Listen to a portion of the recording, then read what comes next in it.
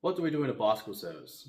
A question I get quite a bit when someone brings their bike in for a service. Now, it depends really what you are having done. Now, I'm just going to go over a general service and maybe talk a couple of points of something a bit lower or something a bit more higher end. But I'll start with the basics first. So there is a 5-point check that we do. Mechanics unknowingly do this because they may not have heard of an M system or an M check.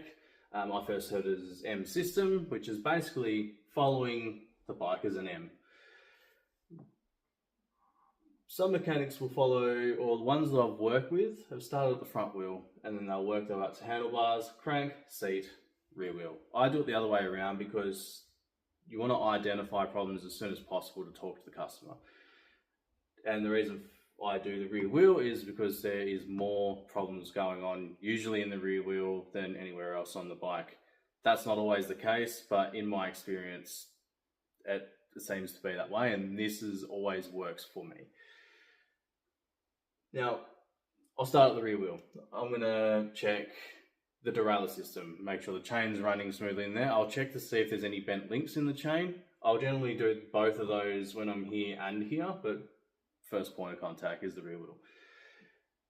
So check that, check the alignment of the hanger, check if there's any bent or cracked part of the frame in the rear. I'll check for any cracks in the rim and also check spoke tension. We don't always check the spoke tension fully every time because spoke tension is kind of irrelevant. What I mean by that is it needs to be tightened to a certain degree, but once the rim starts to wear in and it's been buckled a few times and then it's been brought back to place, you're never going to have every single spoke the same. So unless we're looking at like a really expensive wheel, we'll generally just make sure the rim's straight, the rim's dished, and we leave it at that. And if there's a spoke that needs to be replaced, we'll replace that spoke. Now, if a rear wheel or a front wheel even has broken a few spokes, we'll generally look at placing the wheel. That's another thing though. We're just talking about the basics. We'll check the brakes, make sure they're working, make sure they aren't too spongy, check for alignment. We'll check if it's a disc brake to see if it's warped. If it's a rim brake, the other thing we can check is spring tension. Each arm of a V brake, let's say, has a spring on either side. If one's too tight, it's going to bring the loose one over and rub on the wheel. And then we'll generally either loosen the tight one or tighten the loose one or both. There's some cheap systems you can't get perfect, and V brakes are sort of getting phased out because disc is a bit easier in mechanic terms. What I mean by that is your brake surface on your rim that can wear out. Once that's worn, you have to replace the wheel. If you've ever bought a wheel before, you know that it's more expensive than your standard disc brake. Probably the last prices I've seen in Australia, a rear wheel is probably going to set you back maybe 150 to 200. Low end disc is maybe $30 or $25, maybe $40. It's depending on the brand. You mostly use Shimano, and I do recall them being around about that $30 mark. Now, once we're done here, we've checked the tyre, we've checked the tube, make sure everything's going good there. We'll work our way up to the saddle. Now, the saddle will have 1 or 2 bolts holding the saddle in place on the seat post, and we generally don't adjust the seat for its angle because if anyone's had a fit before, they've got that exact height and the exact angle. We don't touch it. Unless the only time we'd touch this is if the saddle is pointing up in the air. They've obviously not had a fit, and especially if they're complaining about being sore. We'll probably tighten something up then, or if something's worn out, like the older style ones where it clamped onto the seat post independently and onto the saddle. If that was worn out, the teeth were just letting it do this, we'll replace that. All right, then we go down to checking the tension on the seat clamp.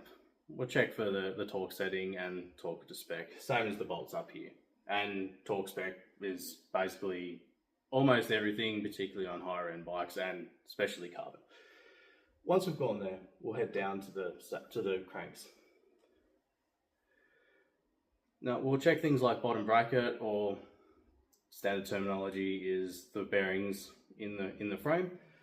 We'll check to make sure that they're tight if they're a loose ball system, and check the torque settings on the sealed systems. Make sure they're actually running correctly. Either repair, replace some parts, or replace the lot. We generally go for a cartridge system over loose ball because cartridge systems are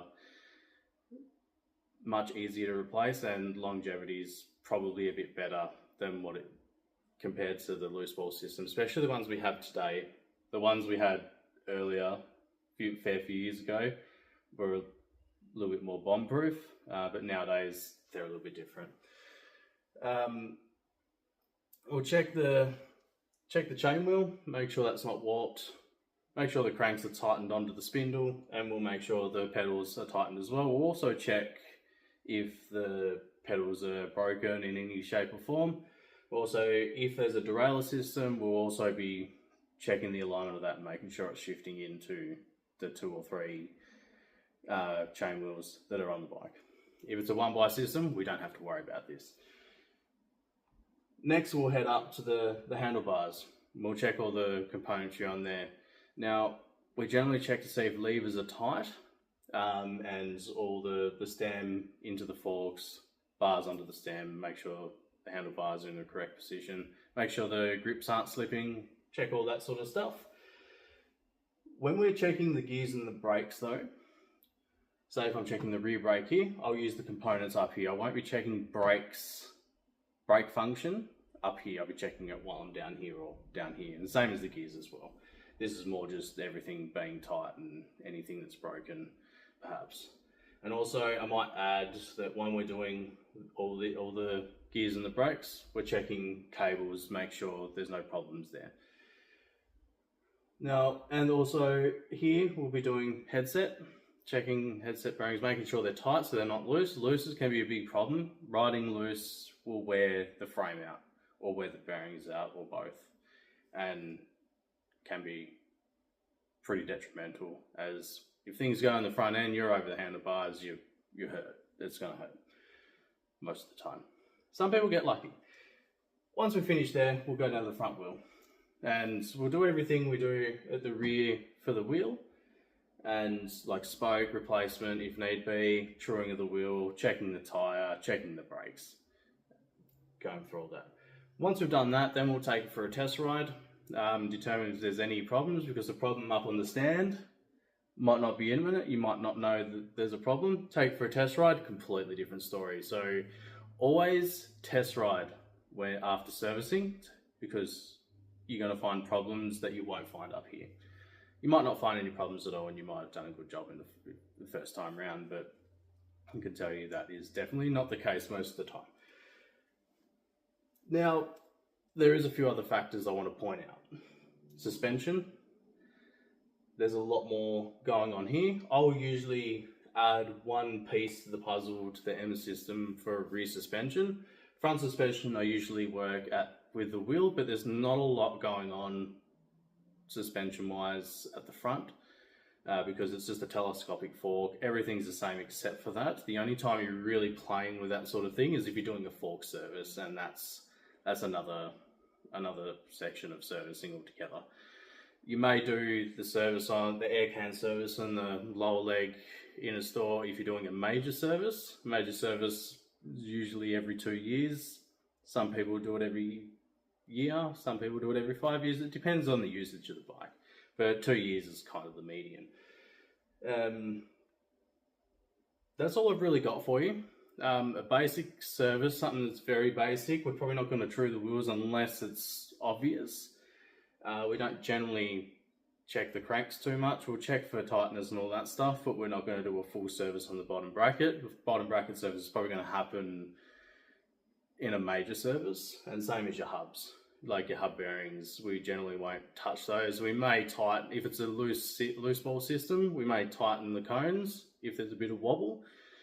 But a lot of stuff's going sealed nowadays. You don't really see that too much. You might hear a grindy bearing. It's just sealed bearings. You just pull the bearing out, push it in.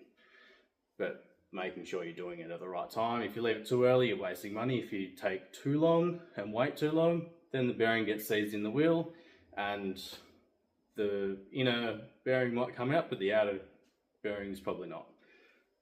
And then that's when you're running into a real problem. Hopefully that gives you an idea of what we do. Something like this usually takes anywhere between 30 minutes and, let's say, an hour and 15 minutes. Sometimes it can be a bit longer, generally not shorter. If it's something and you brought your bike in for a service and it really doesn't need much, we'll probably give it a really good clean, just so you get that half an hour of labour, I guess you could call it. We try and clean every bike, especially if you're doing a general service. A basic service, not so much, or a safety check. A general and a major, generally always washed. Minor service would probably only be 15 minutes to 35 minutes. Major service, the longest one I've ever done has probably been about 7 hours. That was a very complex bike with some wheel builds in there and both front and rear suspension, but it's not something you see all the time. General service is the most common. I hope you've learned something new in this video and why we do certain things. I will make a video about what to do at home with bike servicing and how you can do certain things without going to the store for something small. I just want to sort of give that information because as a mechanic, let's use a tube as an example. When a customer brings in a tube while you're in the middle of a major service or even a general service and you've got the bike half pulled apart and the wheel's in the bike, we have to take that bike out, put it in the stand, take the wheel off and change the tube, usually on the spot, because if I say, hey, give me an hour, generally takes me longer than that because I'm doing this and I'm doing that and I'm helping someone else, and you lose track of time. So you generally try and just do, unless of course the customer has said, hey, I'm coming back tomorrow, then no worries, you find the time in the day to do it, or early in the morning before you open. But if they've got time to wait around, just do it. It's a 15-minute job, not even. But I prefer you to be able to do that than to come to me, because it's not a big win in the bicycle industry. It's something I feel like everyone who rides a bike should know, because if you're in the middle of nowhere going for a ride and you get a flat tire, the bike shop ain't coming to you 100 k's away to help you. Maybe some do, but I've never really heard of it. That concludes my video. Hope you've learned something. Give me a like and subscribe and give me some feedback or any video ideas that I can do in the future. Bye for now.